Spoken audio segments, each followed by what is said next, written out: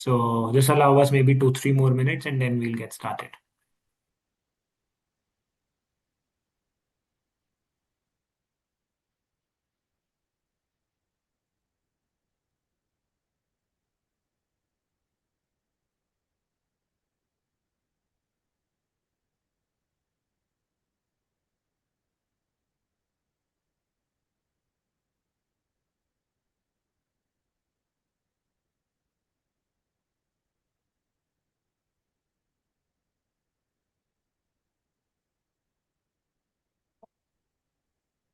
In the meantime, can all the participants confirm through chat if you can hear us, see us, just a quick confirmation on logistics.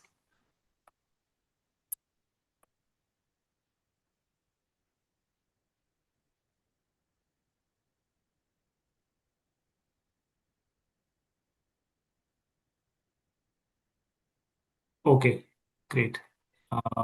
Thanks for the confirmation.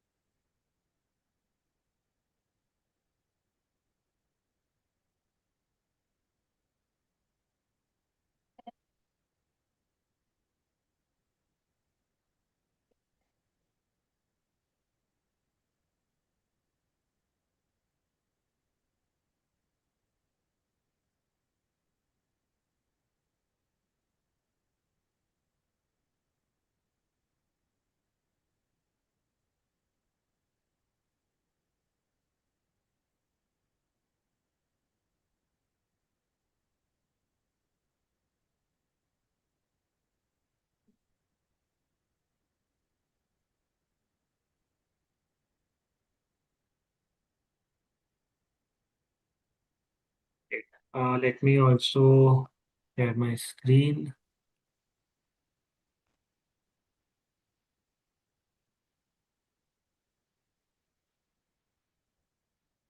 I hope my screen is visible. Yeah, visible. Okay, perfect. Okay, so we'll maybe wait for 1 more minute and then we'll start.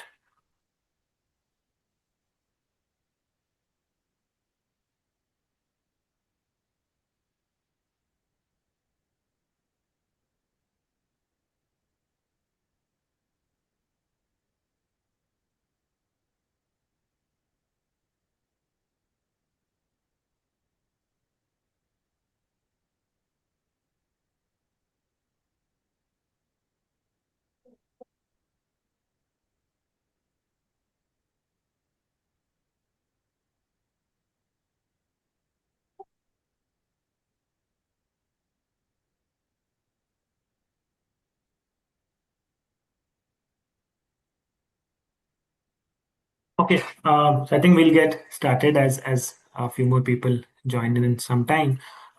So to all the candidates who've joined us today, very, very warm welcome and good evening to all of you. And today we are excited to talk about one of the recent programs that SPJIMR has launched with Great Learning, and this is the CFO or the Chief Financial Officer program. And today's session, while we'll talk about the program in detail, there's a bit of a change in the format where we want to keep it more like an interactive session. So what we'll do is we'll try and wrap up the program related details a little early and have the slot towards the end for an extended Q&A where we'll all of you can raise your hands, we'll unmute you, and we can have live interaction with the faculty so that you can ask your questions. Whatever has not been answered during the webinar. So that's a bit of a change in the format. Now getting back to the agenda. So of course, as I said, today we all of us have gathered here to talk about one of the recent programs, the CFO program that SPJIMR has launched in partnership with Great Learning.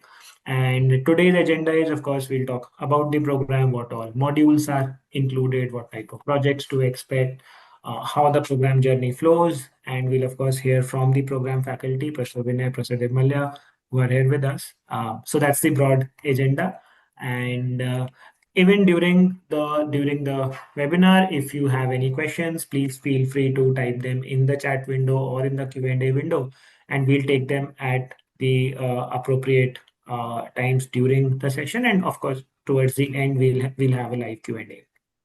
So with that, we'll kick it off. Um, just to set a few session guidelines, all the session participants have been uh, put on a listen only mode. This is just to make sure that we get through the agenda quickly.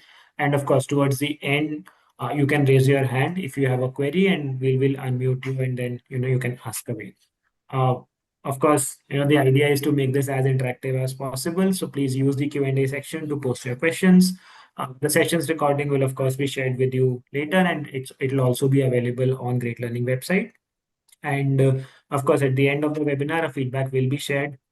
Feedback survey will be shared with you, and yeah, please share your experience with us to let us know how we can make this better. So yeah, now moving on, let me first of all introduce the speakers that we have today. So we have, of course, Professor Vinay Goyal, who's the program director for this CFO program. He's a professor and department chair of finance and accounting area at SPJIMR Institute of Management and Research, and of course, comes with decades of experience in this space. So welcome, Professor Vinay, to today's session. We look forward to hearing from you. Thank you.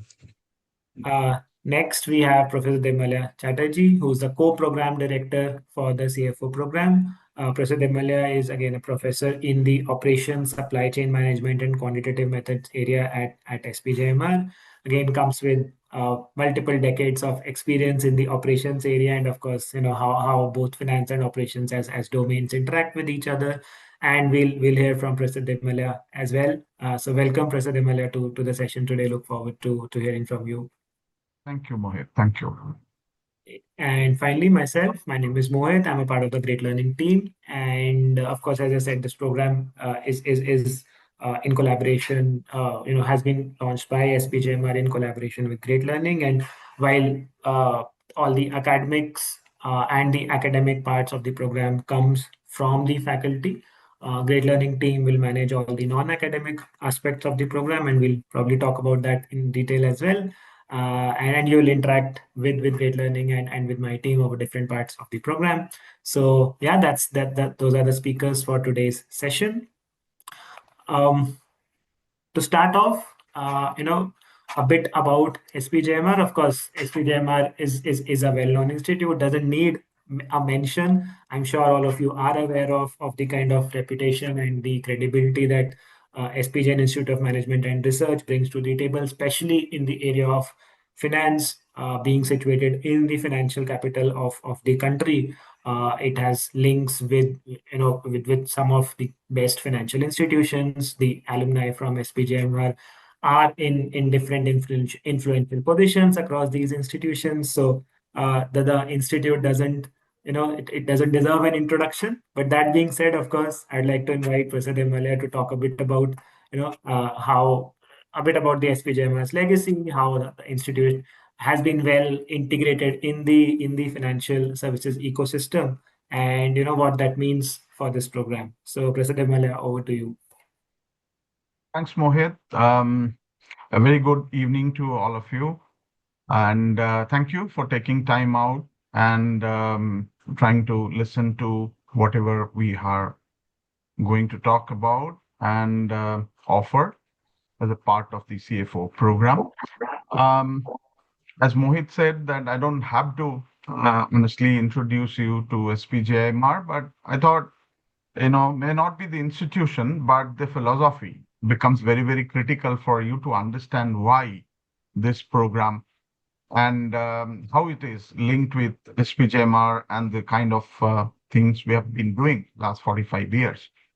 SPJIMR happens to be an institution that has set rules in the game in the form of different things, lots of firsts, right? An institution coming out of Mumbai University and doing a private standalone institution long back, happened to be ranked Financial Times #1 for consecutive years for the rigor that it has shown.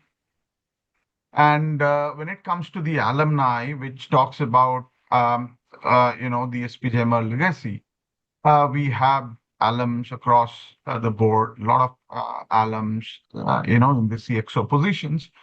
Having said that, what brings us here in this program? What brings us to the CFO program launched along with together with Great Learning? If you look at the kind of activity SPJIMR has been doing last 40 years, it has always been into the in-campus programs where we wanted to impart knowledge, education to people, talented people, selected people from a lot of applications. And this is how we, contributed to society at large, beside the social immersions and stuff like that. But essentially, the approach for SPJIMR has always been to sharpen these sharp minds, right? So when it comes to the full-time programs or any other program that SPJIMR has been doing several years, several decades, there's always been people who can come to SPJIMR and deliver the program. We deliver the program in person. But of late, we realize that there are a lot of brilliant minds out there in the industry, people like you, who probably need, such kind of, education, such kind of handholding, such kind of mentoring from an institution of repute like SPJIMR.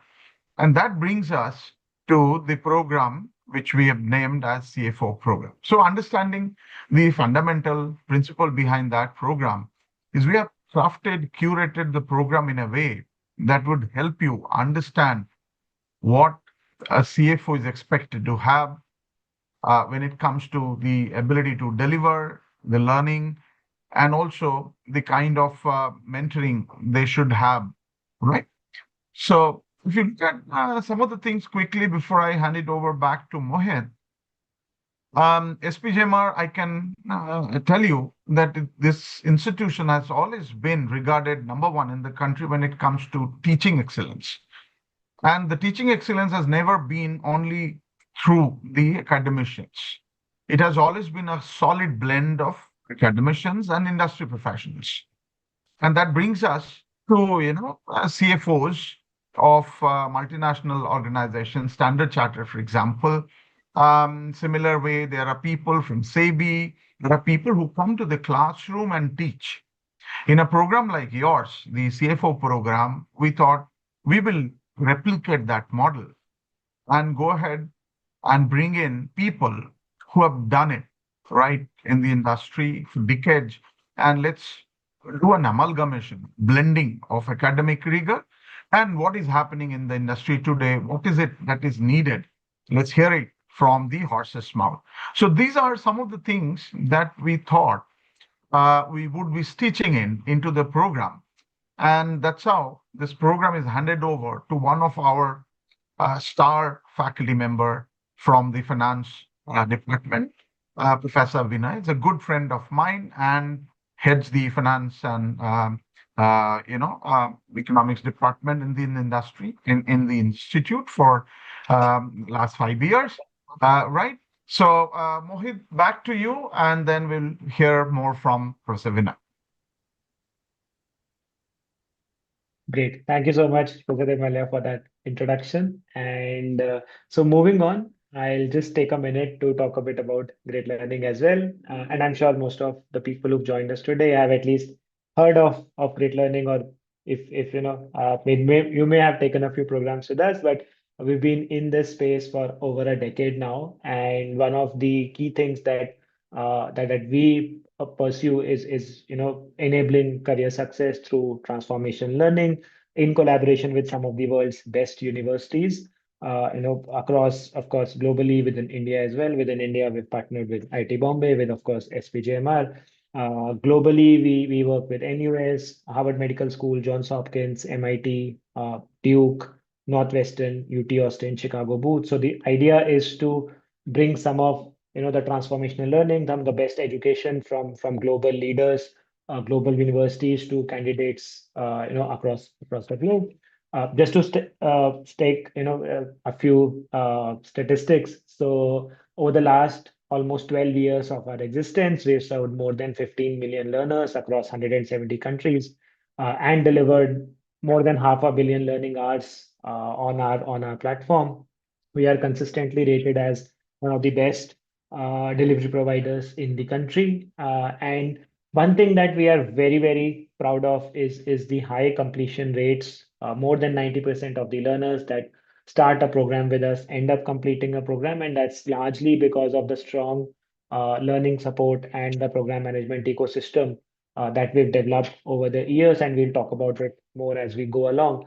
But that's one of the things that we enable for our learners. And of course, for many of our programs, we also work with industry mentors, over 8,000 of them, to bring these programs to you all. And today, again, we are very, very excited and to talk about this new program that we have partnered with SPJIMR to bring to all of you. And we are very, very sure that this will truly be a transformational learning experience for those of you who choose to join the program. And we hope that you'll of course end up with fantastic outcomes from here on. And the way this works is, before actually we talk about the program, as I said in the beginning, uh, while SPJMR holds the all the academic responsibilities of the program, starting from designing and delivery of the curriculum to uh, sessions from faculty, from industry, some of the industry leaders that will be invited as a part of the program, to certification and everything that's the academic side of it. Great Learning team manages all the non-academic aspects of the program, starting from learner outreach to talking to different learners, understanding their requirements, kind of helping them choose the right program. Then once you choose to join the program, then work alongside you to onboard you to then provide program management support alongside and all the non academic aspects of the program. And that's how the responsibilities are cleanly divided between SPJMR and Great Learning.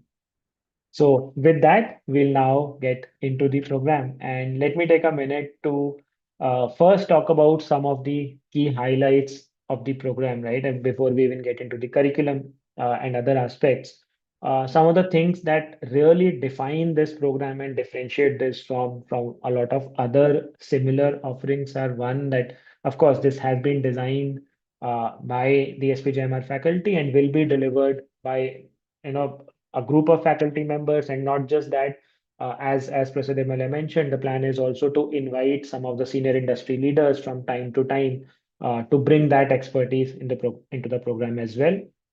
So this program will be primarily be delivered through a mix of live sessions from faculty and industry leaders, and of course there are campus immersions which are planned as a part of this program. One roughly in the beginning of the program to kind of orient learners into the program, to set some of the aspects and to set the rhythm. And then towards the end, where learners come back to campus for sessions and interactions with the faculty to submit the capstone presentations, and then eventually the whole graduation ceremony that happens on the campus. So that's broadly how the program is structured.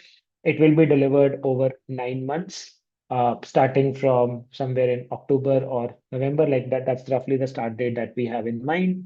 The idea is, of course, the way the curriculum has been designed is, as Professor Demale also said, it's a good mix of some of the core finance fundamentals, but then a lot more focus on making it industry relevant, industry focused.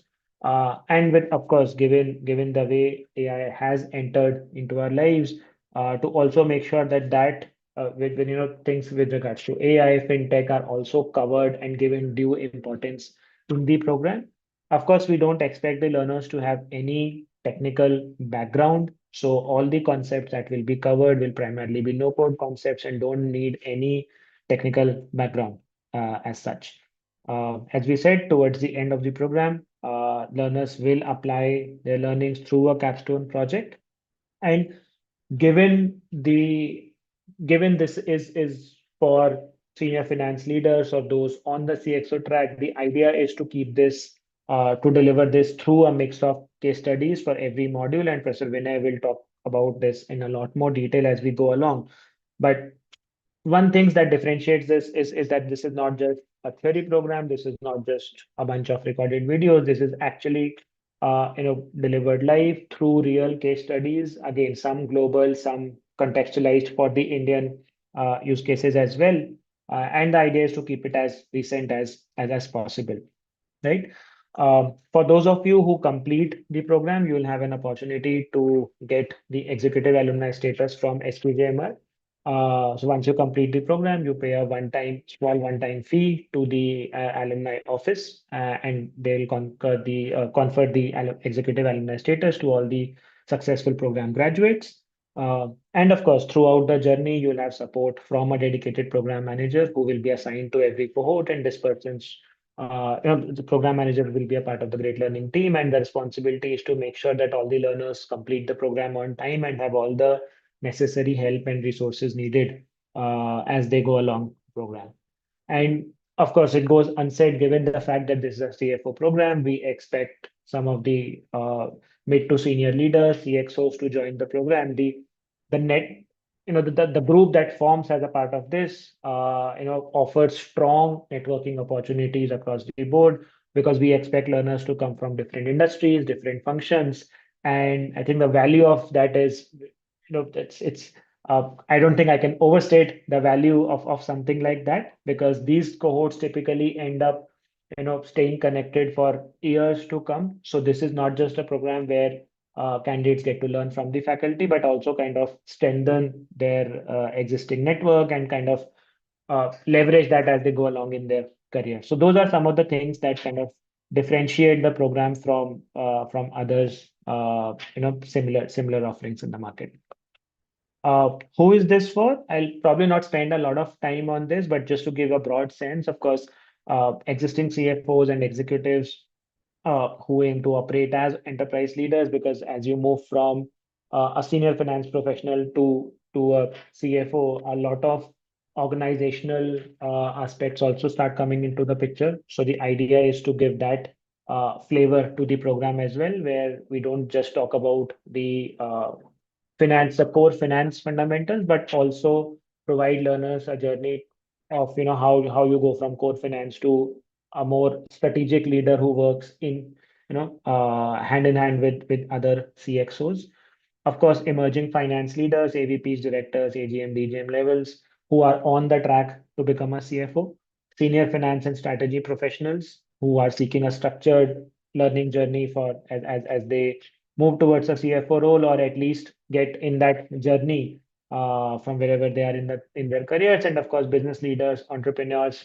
And again, this is just an indicative list. If you don't find yourself in this list, doesn't mean that the program is not for you. This is just to give an idea of what type of people we've seen in similar programs in the past, and just to give you a broad sense. But of course, it doesn't mean that this is restricted to these types of people. And if you find the program interested, you should definitely apply, and we'll of course provide work with you to see if this makes sense, provide you guidance so that you can take an informed call. With that, yeah, and then this is just to give you a sample of the certificate that will be offered to those who successfully complete the program. With that, I would now like to hand it over to Professor Vinay to take us through the program curriculum, the whole ideology behind the way he's designed this, and how this flows from one module to another. So, Professor Vinay, over to you. Yeah, thank you. Thank you, Mohit. And good evening to all. Thanks for joining. So, as started by Professor Dev Malya at SPJIMR, we typically are known for our finance curriculum. And as far as our executive programs are concerned, we do a lot of executive programs for some of the top companies in this country. Recently, we also finished a training program of CFOs of CK Birla Group, right? So the whole CK Birla Group, it was also a longitudinal program which we finished. And that program we are doing for CK Birla CFOs, for CFOs and CFOs -1 who are about to be CFOs since last 3 years. So there are 3 batches which we have completed. So based on the learning from various corporates that we keep on getting, along with the curriculum which are there in various schools in the country and outside the country, we have tried to design this program that which can give the utmost contemporary addition to what you already have, and that is what is the objective. Uh, how to cope up with the contemporary things which are happening in the finance world, which not only includes the accounting aspects, the finance aspects, and also the use of technology, that how technology is helping to take decisions. We know that AI interventions or a lot of things are coming, and the technologies like fintech or edtech or these type of things are coming. And we are not running from that. It is only that how the human intervention is required, and that is what we are going to cover basically in this. The whole curriculum has been designed in a way, in a sequence, where we will try to give the inputs on high quality inputs on predominantly all the aspects which a CFO should know. Two approach will definitely be there. As Mohit also said, that every module will be followed by a contemporary, related, and a top quality case study with proper inputs on those case studies, where you will be expected to take decisions on that, and then we will see that what were the decisions taken by the organizations. Number two, we are definitely looking for a group of very top level senior professionals. I will be able to share the names at the later point of time, and the reason for that is once the date of program is designed, then the commitment from the CFOs or the top finance people will come, because tentatively you have to give them the dates before 2, 3, 4 months. But yes, we have excellent connects where we have real finance heads of the corporations, and we have some partner institutes like CK Birla, L&T, Mahindra's. The one of the SEBI directors was our faculty. So we have an excellent group of people who are associated with us, and they will be coming up for some master class on predominantly one or two combined modules. So we are hoping to have at least 4 to 6 master class during this whole program that we will try to do. The curriculum is in front of you, so that's about the program. A brief about the program. The curriculum is in front of you. And you can see we'll start with the strategic rule. So, one of the problems that I face normally is that there is a huge differentiation these days, which is talked between finance and accounting. But as a CFO, we come at a level that where we are out of this. We need to know both. We need to know finance also, and we need to know accounting also. At students, our MBA students, when they talk about accounting and finance, they talk into different domains. But it is not for a CFO. CFO needs to know.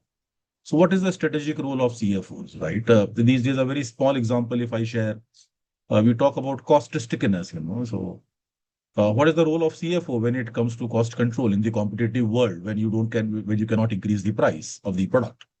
Cost becomes an important element there. So as you can see, we'll talk about strategic roles in module 1, and in module 2, we will be talking about with the incorporation of international financial reporting standards and with the change in accounting, which is happening continuously, it becomes important that how, when you can see the recent, Rajesh export type example, which is happening, right? And that questions the CFO's role in financial reporting integrities, right? So we will try to discuss those type of things in module 2. This is about module 2, but we start with the strategic role. Move to module 3, Mohit. Then you can see that how you can use the corporate finance and value creation. Corporate finance is a very broad topic, and we are not going to talk about the basics of corporate finance with CFOs. We are talking about that how corporate finance can create values.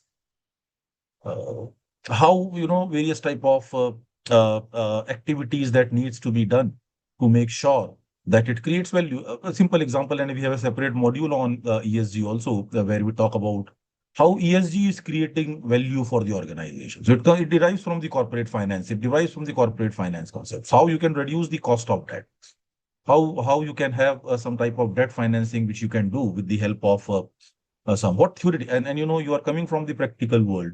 But what are academic research saying? So there will be a lot of research paper which we will be discussing. There are contemporary research papers contemporary research which have happened in all these topics, and that we will try to incorporate basically. So both this module 3 with module 4 is an advanced version of corporate finance where we talk about budgeting, treasury leadership, the role of a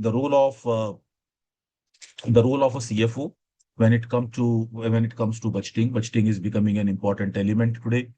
The variance type of things, the modeling, the forecasting, what are the aspects that you have to keep in mind for the purpose of doing forecasting? How many years of forecasting, longitudinal, short term, long term, and those type of aspects we need to cover in module 4. Then we move on to module 5 and module 6, which talks about basically in forex and economics. Let us be very clear that we as a CFOs, we cannot get away with the basic concepts of economics. Finance is incomplete without economics, macro and micro both. So we try to incorporate the principles of economics which leads to financial decision making. Right. So, for example, how your trade, export and import will impact the foreign currency and ultimately will impact your balance sheet and P&L.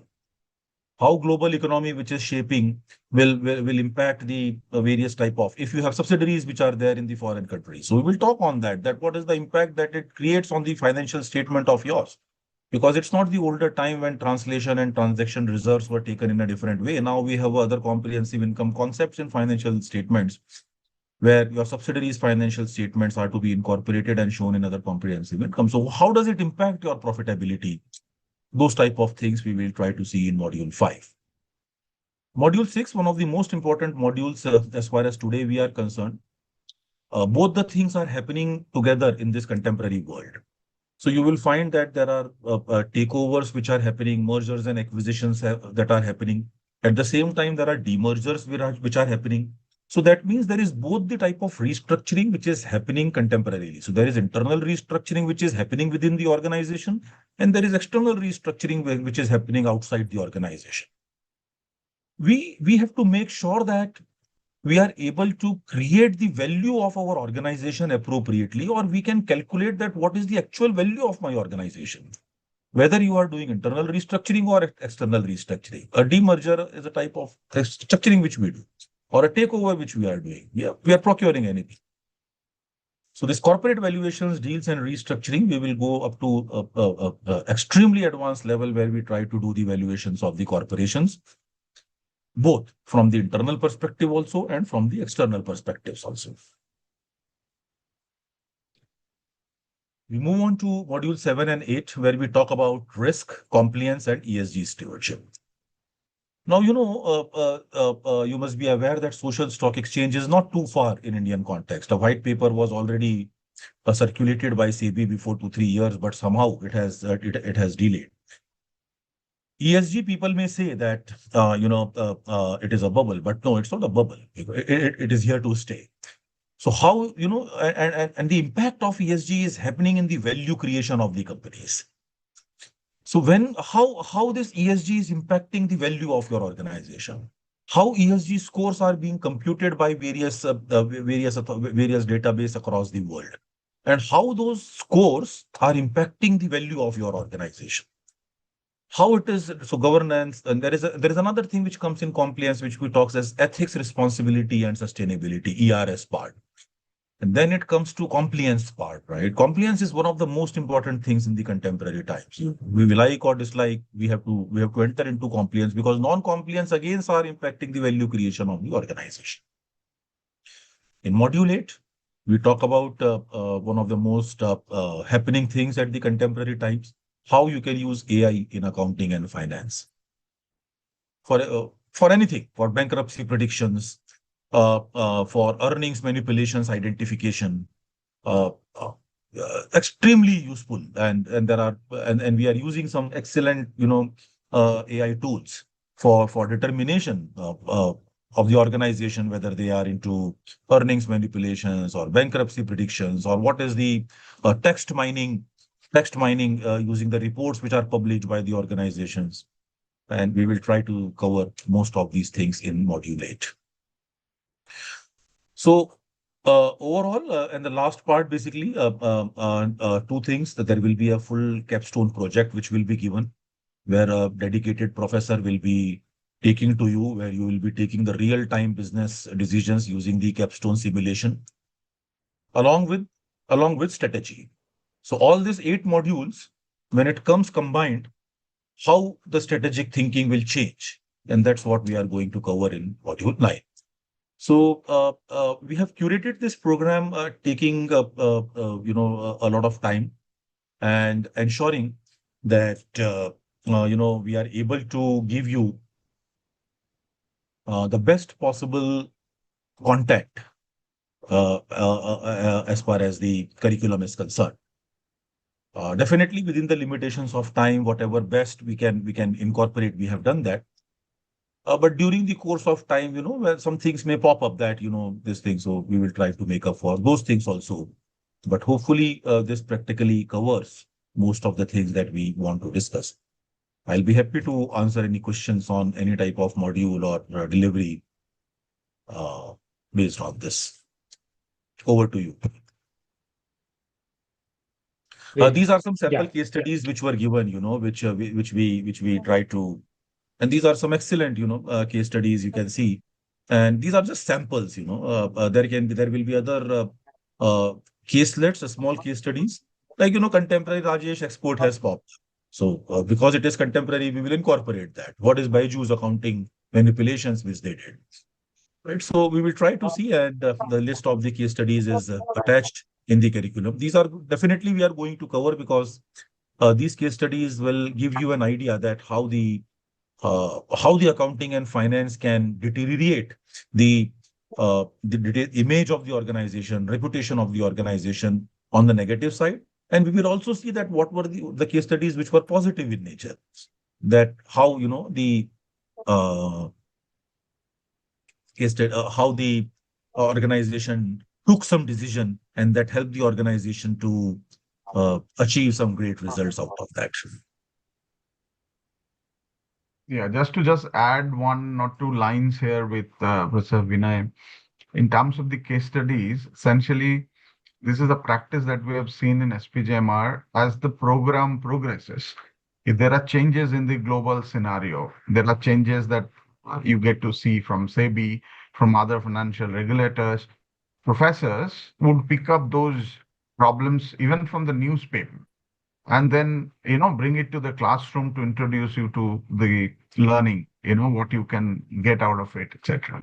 And these are things that I've seen happening in SPJIMR. I just wanted to add to these case studies that these are just set of cases, but a lot of new things on your way. Because when we look at AI in finance, it's a early stage, and I'm sure by the time the program completes, there'll be a lot of changes in the particular dimension. Yeah. Over to you, Mohit. Thanks, Professor Devalia. I think that interesting question from Ram, that Yeah, so whether I have IPO answered will that, be. Mr. Ram. Yeah. In valuation module, this is one of the important aspect. We are going to cover IPO valuations. Yeah. There is no Also, doubt about that.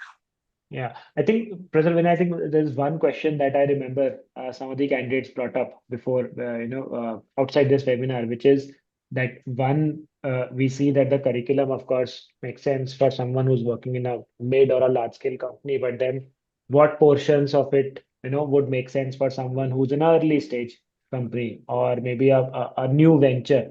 So is there a module, or are there specific portions of existing modules that cover that? So I think I would say that over to you for that question.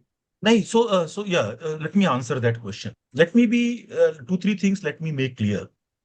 70 to 80% of this module takes into consideration all the type of enterprises, whether it's a small scale enterprise or a large scale enterprise. It doesn't make any difference. Because if I'm talking about a balance sheet or a P&L, it remains same. There is no doubt about that. Please be clear with that. Number two, like IPO valuations, for example. We will do IPO valuations for a mid-scale company also, for a small-scale company also, for a large-scale company also. The basic process remains the same. There is no difference in the basic process that we are adopting. right? I hope I'm clear on that, right? So that part we will take care. And if there are something additional which we are going to do, we will do that. Great. Um, yeah, I think so. Just briefly talking about the campus immersion experience, because I think that is something that adds significant value to the program, right? And this program offers two, not one campus immersion, one in the beginning to set the context, to kind of introduce some of these themes and kind of give a structure of how the program will operate, and then there's live classes for the next 8 or so months, and then candidates meet again at during campus immersion. So again, I would like to invite Professor Demalya, Professor Vinay to talk a bit about what to expect during immersion and what's been their experience so far holding some of these immersions on SPJIMR campus over the last few years. Over to you, Professor Demalya, Professor Vinay. Sure. Um, so the good thing about campus immersions, of course, in Mumbai and Andheri West, very prominent institution financially, very strong. Lot of alums at different leadership roles from this institution. Having said that, besides meeting alums, beside meeting the faculty members in person, you also get an opportunity to meet your peers in person. Based on my experience having several campus immersions in SPJMR, what I've noticed is that the learning, of course, happens throughout the journey, but the peer learning and getting to know each other becomes very strong with multiple campus immersions. Early campus immersions help you to know each other well. You get to understand each other, the industry you come from. Sometimes some of these people would teach you a very different concept that you never would imagine coming from a classroom, right? So peer learning is something that we have seen very strong. It also creates bonding, professional relationship that lasts long. The second immersion is designed towards the end of the program, where you come back and you present your projects that you have done, and at the end of the day, we do the graduation ceremony in campus. And trust me, this is something which I have seen celebrated by the students, the participants a lot. Right? These are memories for life. Right. So these are a couple of things that I just wanted to talk about. Yeah. So there's an interesting question from Pawan in the Q&A window. And Pawan says that one of the biggest challenges I face is quantifying risks that don't immediately reflect in financial statements, whether it's geopolitical exposure, supply chain resilience, or even when it comes to technology disruption. How do we plan to bring these risks into financial decision making without making the process overly subjective? Are these kinds of questions that will be covered in the course? At the end of the day, the risk has to be predicted. This needs to be very clear to each and every participant, which number one. Number two, unfortunately, the accounting statements, so I'm differentiating between accounting and finance here. Unfortunately, the accounting statements does not incorporate that the future risk, how they can be recorded today. We have to measure the risk by predicting that what can be the future impact on financial statements if there are something which are going to happen in future, the disruptions which happens, and that we are going to do in our risk management tools. So I hope I am able to answer very meticulously what he has asked. Again, I repeat that we are going to teach you how risk can be measured using some tools. Risk measurement will be taught. What will be the impact of risk? What will be the negative impact? What will be the positive impact? So we talk about all the three sides, which is that what is going to happen if the war does not stop between Iran and US. So the risk. So what is the impact of that risk on the financial statement that we are going to talk? So that definitely we are going to cover. Understood. I think there's a question from Ramesh.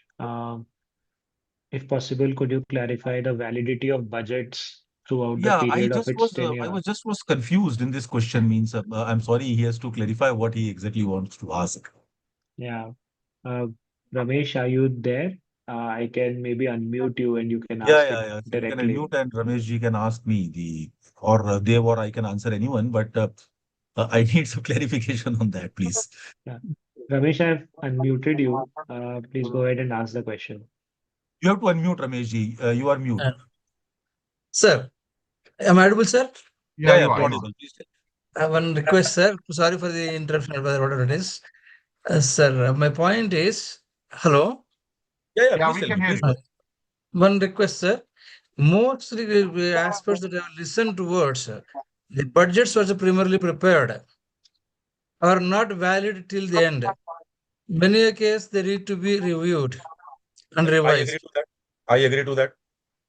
How can we make the initial budget be alive till the end? Is Yeah. there So, a point of yeah, concern yeah. here? That's an excellent question that I can answer. I teach strategic cost management and strategic cost accounting. So let me be very clear that when you do the budget forecasting, budgets are predominantly prepared based on historical records, historical performance, and the upcoming strategic decisions which the company is taking. What are the new models which are coming or new services which you are coming up with? What is the expected revenue of that? So there are two portions of the budget. The existing revenue which you are getting, say for example, again, let me take Indigo. So what is the existing revenue Indigo will get, and what are the new aircraft that are going to come because of that? What will be the additional revenue that they will get? So there are two type of budgets which they have to prepare. Now the first part is controllable and the second part is uncontrollable. First part is controllable because everything is in your hand. Second part is uncontrollable because it depends on happening of certain events. Again, I repeat my point. The financial systems do not have anything on if you are preparing the budgets based on uncontrollable factors. So means if there are any uncontrollable factors which are coming, you have to revise your budget. Then how to revise those budgets, that we will take care, that how those revisions are done. So we have to break down the budgets basically. So the annual budgets are prepared and then we break down into pieces every quarter. And then the revised estimates are done. And that is a uniform practice across the world in every type of organization. Let me be very clear on that. So one more addition to Yeah, this, please sir, go ahead. if possible. Uh, if we are able to integrate from the initial point to all the breakups of all budgets from till the end Mhm. and able to navigate the process Mhm. through a design, Mhm. would it be workable for See, implicating yeah, the implicating the results, whatever be the deviations that are taking I place agree with you. within the You can do process? that. You can do that. We are going to do that. But Rameshji, this can be only done with controllable factors which are in your hand. What about the factors which are uncontrollable, which are not in your hands? Suppose you are assuming that there is a facility which is going to get ready in next 3 months. If it does not get ready and you have already prepared the budget estimates based on that, could you do anything out of that? One more, yes, sir. I agree with you. One Yeah. point regarding this, we are having the budgets and deviations, whatever we are doing towards the controlling purposes, Yes. only in terms of monetary and financial terms. Correct. There is no Correct. system towards proportional implications. I agree to that. So there is some limitations of management control systems and accounting. We will try to see that if we can bring some qualitative aspects. But yes, at present, the impact is on finance and accounting and the numbers only. That is a limitation of the system. And it is there. I agree to you. One more point, sir, if possible. Go ahead. Hello. Sir, one point regarding this, I would like to know from you the aspect of what's other words? I would like to convey one point regarding this.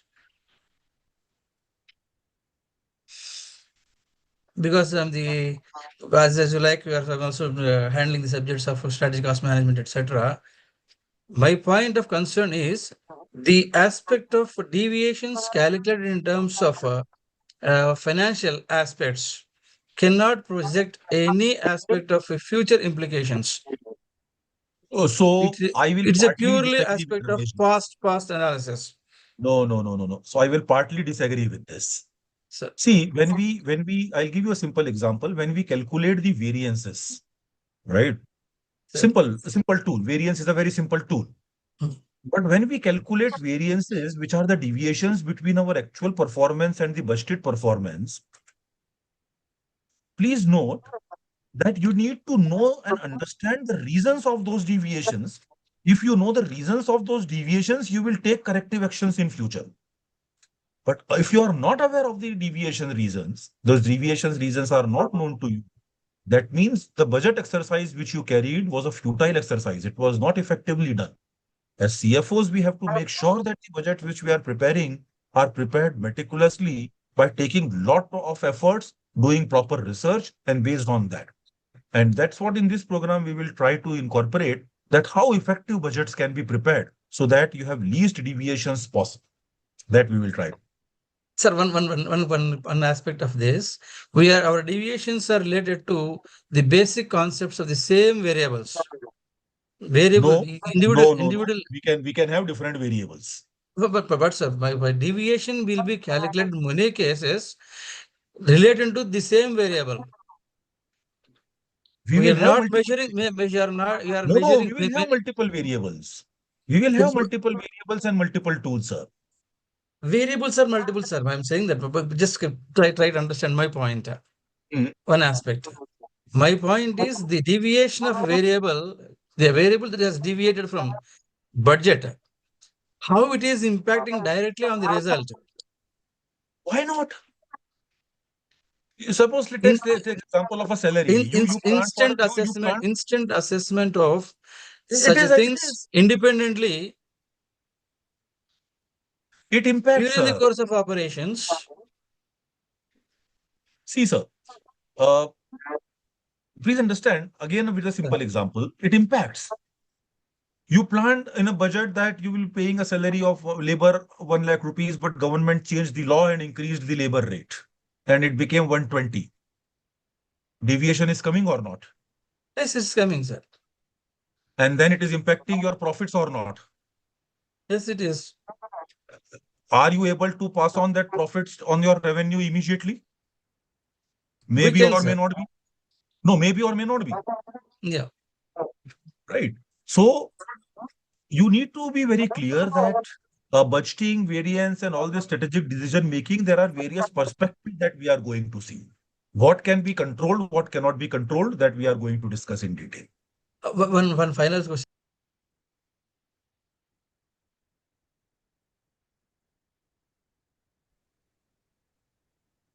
Yeah, one sec, I think. Any other question? Yeah. Um, so maybe I'll take another minute to wrap up a few more slides because I think there are a couple of things on how to apply, and then we'll go back to Q&As. So yeah, so just to sum it up, folks, in terms of the eligibility criteria, given this is a CFO program and we do expect senior finance professionals to join, the candidates should have minimum 8 years of relevant work experience. And the selection process is simple. You can fill a basic application form, mentioning, of course, your educational details, your work experience details, and just a brief on why the program makes sense to you. What is it that you intend to achieve as a part of this program? As a next step, what we'll do is we'll review your application, and just to make sure that the idea is not to select or reject, because of course for senior professional that's never the idea, but the idea is to make sure that the program is the right fit for you and you are the right fit for the program, because we don't want to, we actually want to ensure that we deliver, and both SPJIMR and GL teams deliver strong learning outcomes to the candidates, and all of you have a fantastic learning experience. So the idea is to make sure that the program and the candidate fit is very strong, and that's what we verify. And if that is indeed the case, then the relevant candidates are rolled out an offer letter, and you can join the program by paying the registration fee to confirm your seat and complete the registration. So that's the simple application and selection process.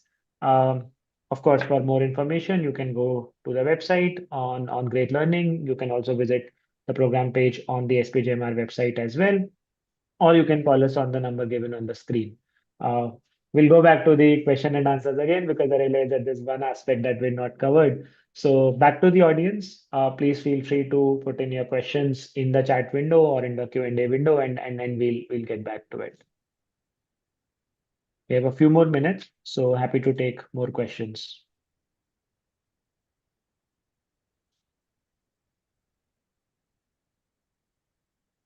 Or for those of you who are interested in asking a question live, you can raise your hand and we'll unmute you, and you can ask away the question.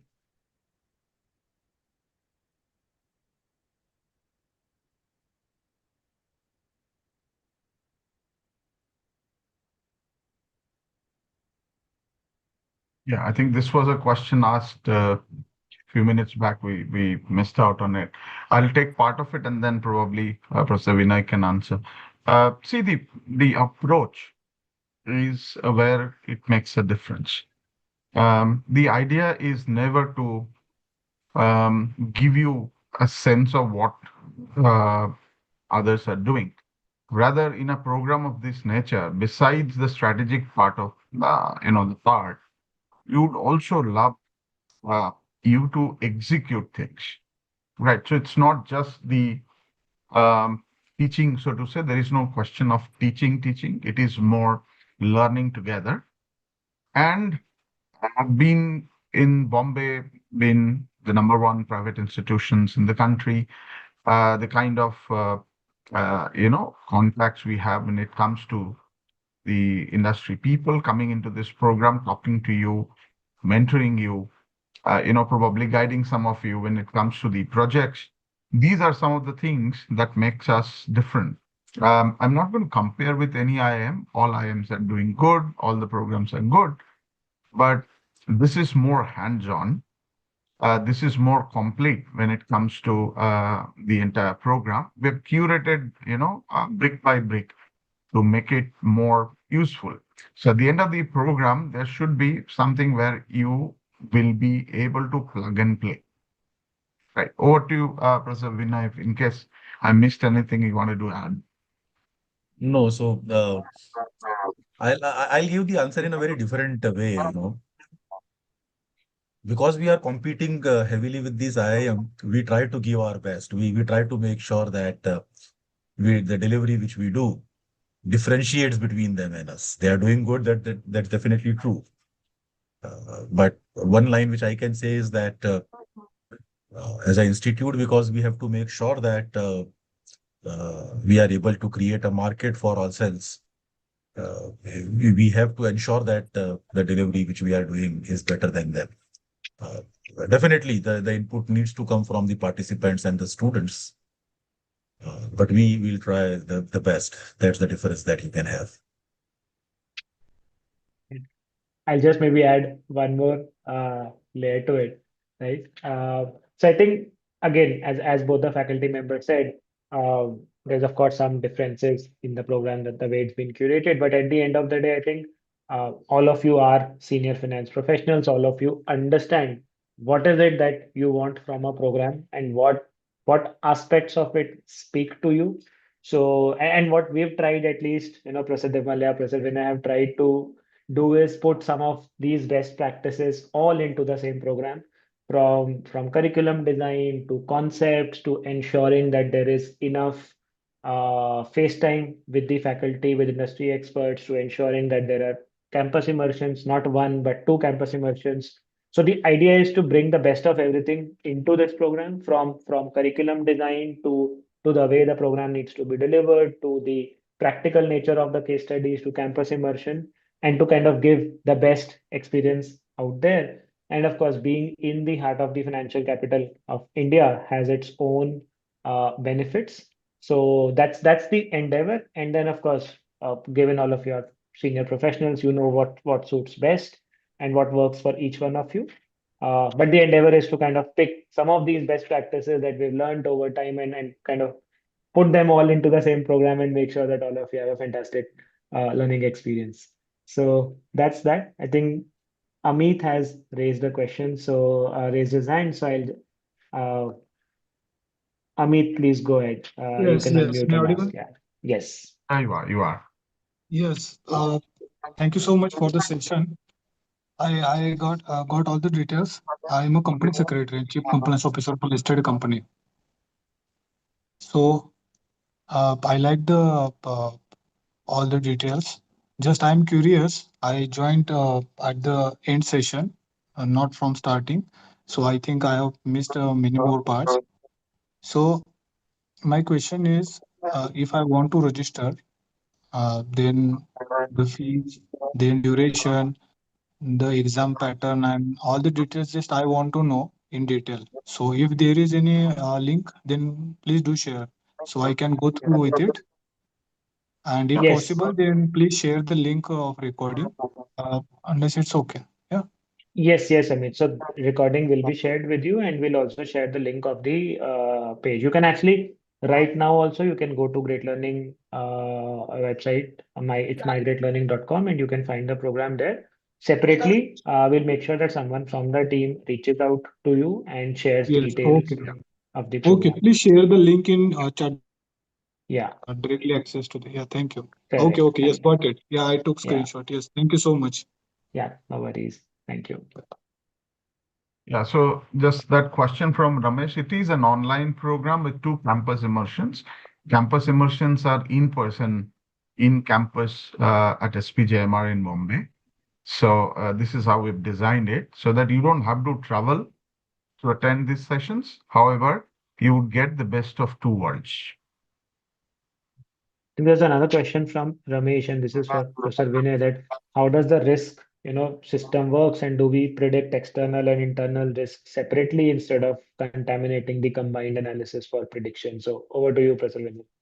Yeah, you're on mute. Yeah. I have already answered him on this, Okay, but I missed that. because he has just given his comment basically on that. Yeah, Okay, yeah. okay, great. So, Um, I have looked into multiple aspects of project risks, right? In project risk, for example, when Professor Vinay was talking about, risks that are not under your control. So basically states of nature that we call.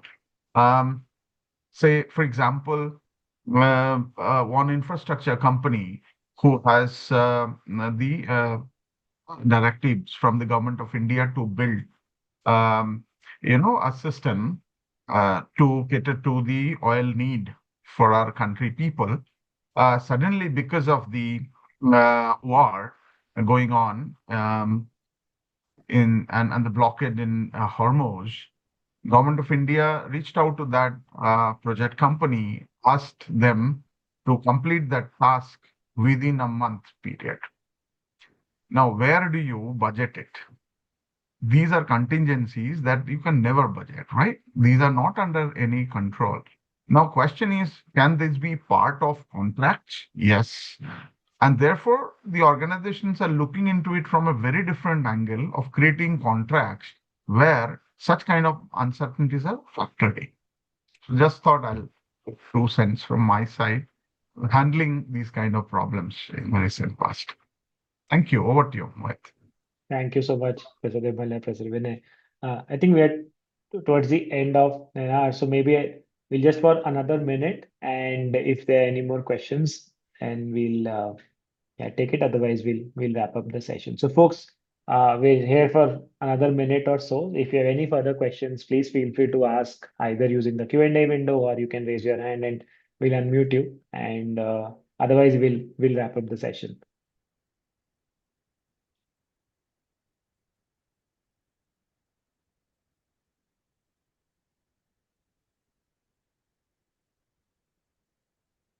Okay, great. I think Yeah.